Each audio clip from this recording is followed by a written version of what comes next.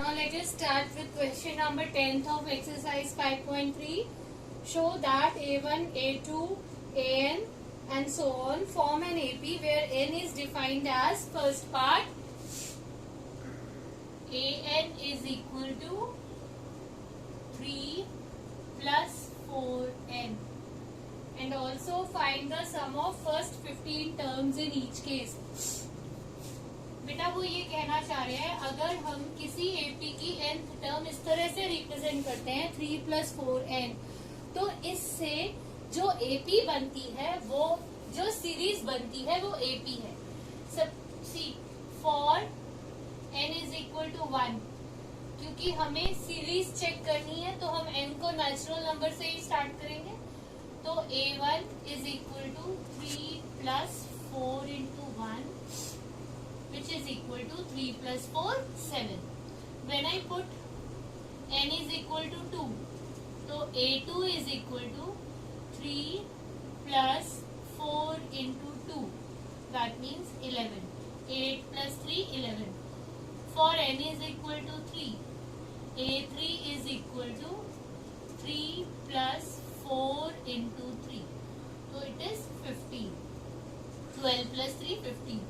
For n is equal to 4, a4 is equal to 3 plus 4 into 4 which is equal to 19.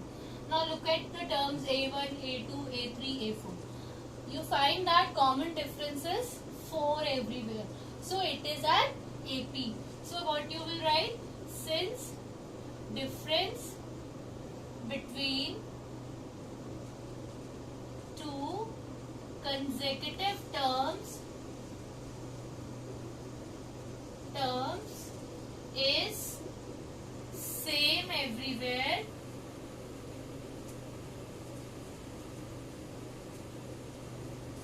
so 7, 11, 15, 19 and so on forms an AP. अब बेटा आपको बोला है S15 find करना है. So you can find S15 by using the formula n by 2 2a plus n minus 1 into d. Put all the values. n की जगह 15 आएगा, a की जगह 7 आएगा, n 15 minus 1 और d की जगह क्या आएगा 11 minus 7 15 minus 11. तो d की जगह आप क्या लिखेंगे 4. So find S15. Similarly, you will do the second part of this question yourself. Now coming to question number 11. It says,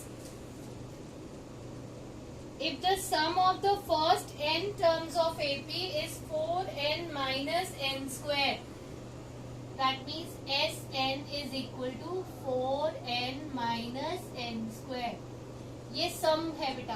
previous question में वो nth टर्म थी, इस क्वेश्चन में Sn sum of n terms is given by 4n minus n square. Then what is the first term? That is S1. What is the sum of first two terms? What is the second term? Similarly find third, 10th and the nth term. बेटा देखिए जब हम n को 1 put करेंगे when n is equal to 1, S1 is equal to 4 into 1 minus 1 square. तो 4 1 जा 4 minus 1 3.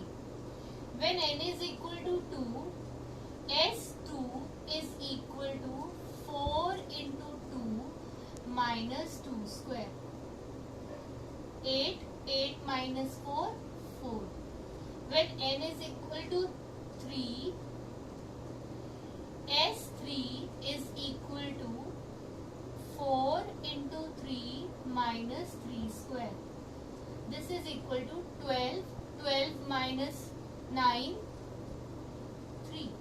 अब बेटा देखिए सपोज मैंने एक टर्म लिखी 2, 3, 4, 5 ऐसे मैंने एक सीरीज लिखी.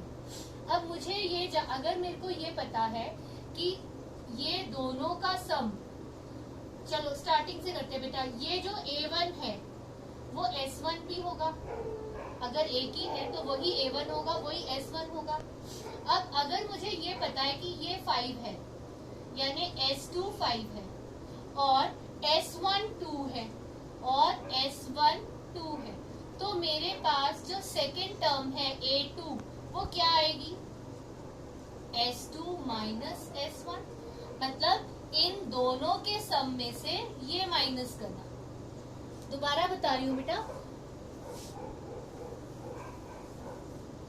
जैसे मान लो मैंने लिखा 2 3 4 5 6, मुझे अब यहाँ तक 1 2 3 4 5 है, ये S5 है। अगर मैं इस पूरे में के सम में से यहाँ तक का सम माइनस कर दूं तो मेरे पास फिफ्थ टर्म आ जाएगी। तो इसका मतलब A5 यानी कि फिफ्थ टर्म का मतलब है sum of 5 terms minus sum of 4 terms. ठीक है बेटा, तो इस तरह से first we will check whether the numbers formed are in AP और नॉट। अब S1 is equal to A1 is equal to 3। Now अब नेक्स्ट हमारे पास क्या आ रहा है? A2, मुझे A2 फाइंड करना है। तो A2 is equal to S2 minus S1। S2 मेरे पास क्या आया है? 4। S1 क्या है? 3। इसको यहाँ लिख देती हूँ। तो 4 minus 3 this is equal to 1। Now coming to A3, A3 will be S3 minus S2। तो यहाँ से मेरे पास S3 क्या आया था? 3। S2 क्या आया था? 4। तो 3 minus 4 1। Now 3 minus 4 minus 1, sorry बेटा। Now these are the three terms. A1 is 3, A2 is 1 and A3 is minus 1. Now let us check whether it is an AP. अब 1 minus 3 क्या आएगा? 1 minus 3 is equal to minus 2. Now minus 1 minus minus 1 minus 1 minus 1, तो क्या आएगा ये? minus 2. तो that means these numbers are forming an AP. तो यहाँ पर आप क्या लिखेंगे? D is equal to D is equal to, so as the difference is same, so 3 1 minus 1 forms an AP. अब बेटा अगर हमें ये पता चल गया कि ये AP बन रही है, I know A is equal to 3, I know D is equal to 1 minus 3 जो कि हम पहले भी कर चुके हैं, minus 2। हमें क्या बोला है? Find third term A3। Third term, तो थर्ड टर्म क्या हो जाएगी आपके पास? A plus 2D।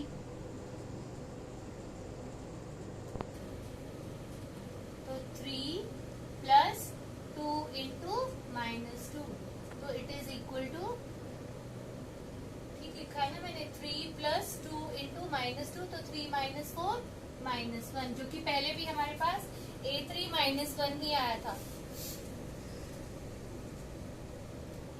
Now tenth term पूछी है, तो A plus 9D,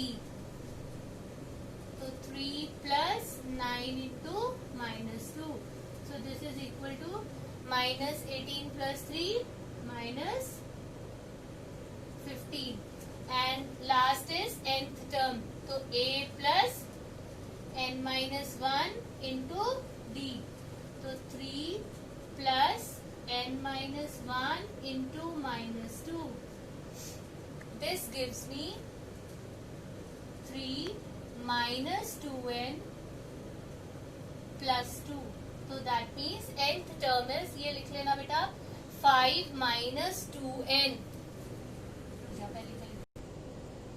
So nth term is 5 minus 2n।